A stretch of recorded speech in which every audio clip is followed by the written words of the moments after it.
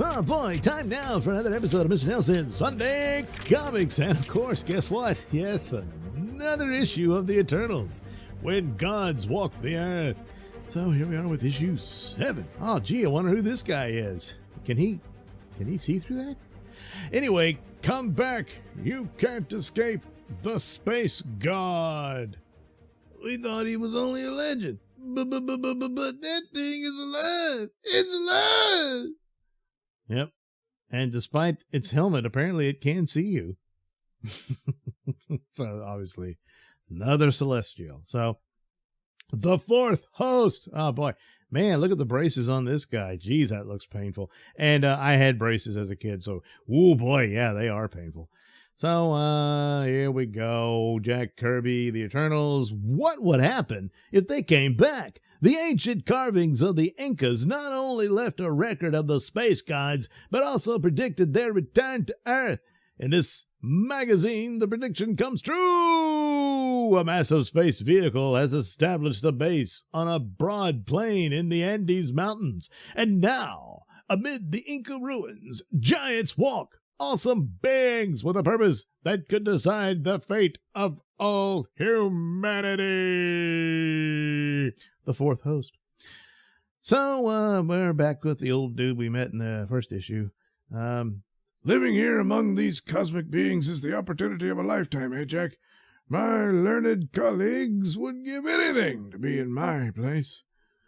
Remember, Dr. Damien, the Celestials are studying us as well. So, wow. I don't recall this guy being around, but there he is. Now stand still. We're going to x-ray their teeth to see how the braces are performing. There we go. We got it. Okay. The giants come and go in ways undefinable to their observers. They leave the hemispherical dome they've built and suddenly reappear in the same mysterious manner. Gammonon, the Gatherer, returns with his rod of life seed. Oh, no. Capsules, which Jemiah, the analyzer, receives for study. So that's what they're doing, huh? So anyway, look sharply at that ball of capsules at the end of the rod, Doctor. I'm an asshole, you know. You may as well tell me what they are. Their significance escapes me. Well, the Celestials call the capsules life seeds. What? Yeah, just go with it. In short, Doctor, those capsules are the stored atoms of living organisms. Gammonon has been gathering samples of the local animal and plant life. Is it possible that some of those capsules may be the compacted atoms of human beings? The massive farm of Gammonon slowly wills to face the tiny onlookers. Dr. Damien recoils as the giant's shadow falls upon the Inca pyramid. His lowering arm hovers like a suspended mountain. His fingers clutch a capsule which is held out to the men. So there he is. See, old man, this is what I'm doing. He's offering one of the capsules to us. I wonder. Never question or refuse a Celestial. Accept them as you would the whimsies of fate. Well, didn't you ever hear Never Talk to Strangers? I mean, you know. I think we skipped ahead a little, but anyway, the men open the chamber door and find Dr. Damien. Also, these are like, I think, the S.H.I.E.L.D. agents and whatnot. Stevenson, look, a man, a professor type, if ever I saw one. There's no sign of the giant. Gentlemen, you must be bursting with questions. But first, be assured that you're not in any danger. No, of course not. You're just an old man. I'm Dr. Daniel Damien. I'm an archaeologist. I've heard of you, Damien. Kingston University, right? Right. To go on further, you men are in an ancient temple of the Incas, where I've found a treasure house of artifacts. Don't fence with us. We're inside the base of the giant aliens, aren't we? Yes, we are. But don't be too certain that the Celestials are as alien to this planet as you think. Tell us more, Doc. Tell us all you know about these space giants. Then you're going to show us how to leave this place with the information. Understand, Doc? We're S.H.I.E.L.D. operatives, and what we learn here is vital to security. It's very serious business, Doc. Of course it's serious business. Good Lord, but it's serious. But that pistol is not your ticket out of this place. Well, look at this. Old Jack Kirby Eternals had more cohesiveness with Marvel Universe than the Eternals movie did. How about that? Anyway, suddenly, are you fools bereft of your senses? Our weapons, they're levitating. Welcome back, Jack. What? He looks really weird. He looks like one of those old Inca gods come to life. Allay your fears and suspicions, humans. Weapons are useless here. An open mind would serve you better. After that trick, we're willing to listen. Then listen. I am Ajax, an eternal. My species, like yours, is native to Earth, but we live longer than you. In fact, we cannot die. Jumping deadfish! If your species developed on Earth, it's been the greatest kept secret of all time. It's never been a secret. We just never got around to telling you. We've been among your kind all through your history. Our so-called tricks have made us creatures of mythology instead of fact. While the humans fought each other on the Earth's surface, we spent the centuries on mountaintops developing the ability to do things like that. It's all very interesting, Jack, but our assignment is to get facts about the space giants and clear out. As an American, Damien, you've got to help us. As a human being, I've got to warn you that this is not the place or time for fool heroics. He's right, you know.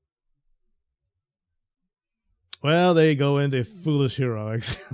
Then Stevenson makes his move. He stuns Ajax with a powerful blow to his jaw. And his costume gets in the way, and it's really heavy, and he falls down. Got him! No, Stevenson, no! This haymaker should put him down. Stop this madness! Dr. Damien makes a futile attempt to intervene, but he is no match for experienced S.H.I.E.L.D. agents. Fools, fools! He's dead! I don't know what you men are up to, but I tell you it's useless. We'll find that out soon enough. Good luck, Stevenson. Remember to take cover. Will do. Stevenson races up the stone steps leading to an opening in the temple roof. Well, we'll see what these cockamamie legends are made of. S.H.I.E.L.D. wants solid fact, not old wives' tales. Gods, devils, or space giants, this tactical nuclear device, good Lord, we'll decide what they are. Well, you mean a pile of radioactive ash? I mean, okay. The small nuclear bomb flies from Stevenson's hand the moment that one of the giants comes into view. Chew on this, Mr. Pig. Stevenson's eagerness to witness the effect is so strong that he foolishly ignores the urge to find cover. He stares and he's going to go blind then, and wonder as the bomb completes its deadly arc toward the alien. Suddenly, the bomb's momentum diminishes until it halts in its flight. Then it hangs in midair, suspended in a line, beating out its song of doom. Tefril, oh boy, poor guy got the worst name, of the fourth host, who can detect the movement of the smallest grain of sand in the wind, has seen this object and reaches for it. His hand closes upon it and rises above his head. Tefril knows full well what will happen. He waits patiently for the ticking to stop. Then, Ram! See, this business of the Deviants' plan to make humans go to war with the Celestials, it's, what, for 5 minutes, you know? Not really going to work, is it?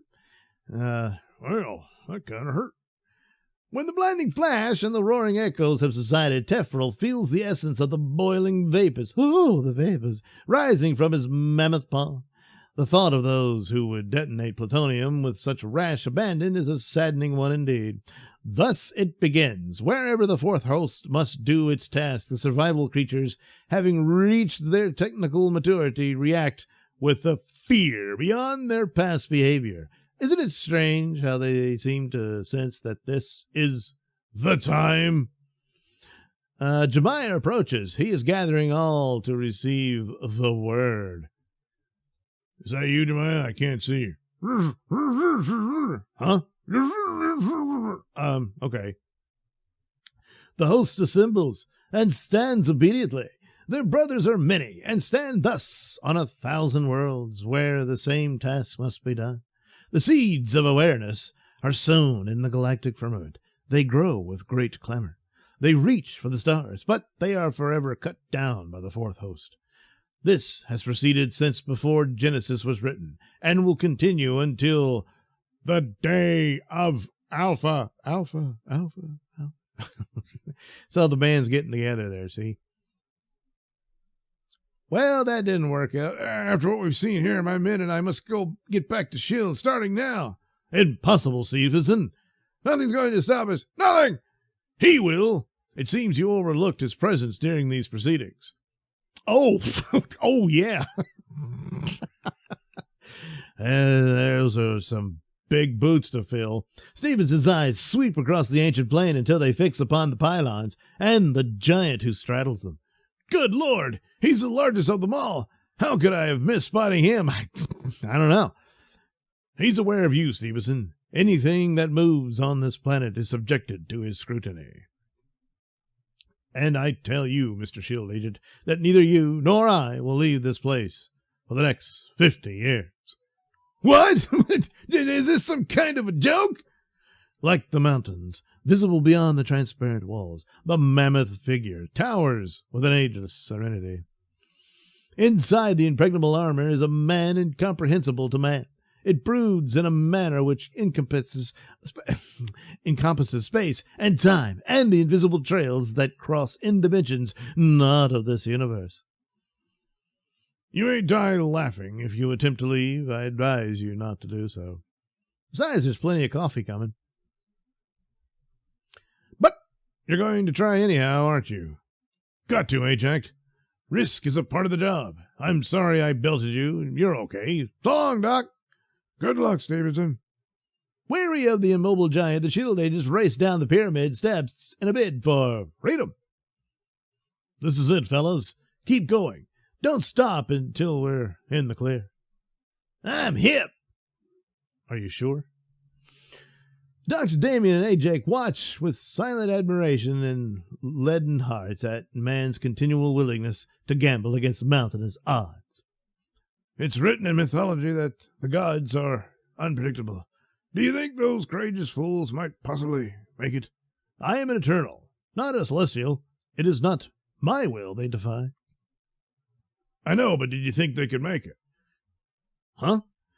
The answer comes swiftly in a blinding, searing flash from which the two recoil with instinctive action. Hey, Jake, what was that? You don't think... No, I don't think those men are dead, but I'm quite certain that they didn't escape. What happened? What was done to them? Nothing that wasn't done before. Be assured, Doctor, our visitors will spend their next 50 years in relative calm. Ajax knows what lies at the foot of the pyramid steps. He also knows that stored atoms experience no discontent. So they just turned them into atoms and stuffed them into a lunchbox. All right. Oh boy, what's next? Arisham, the mightiest of the fourth host, having enforced his will, raises his mammoth arm toward the sky. It signals the beginning of the 50-year judgment, the final stage in an experiment carried out by the Celestials among the countless stars on countless worlds like Earth, in the fond hope of generating what the Celestials term as Alpha Day. But endless time has produced endless failure. Thus, Arisham stands ready to do what he has always done. He is a planet killer. Engraved on his thumb is the formula for world destruction.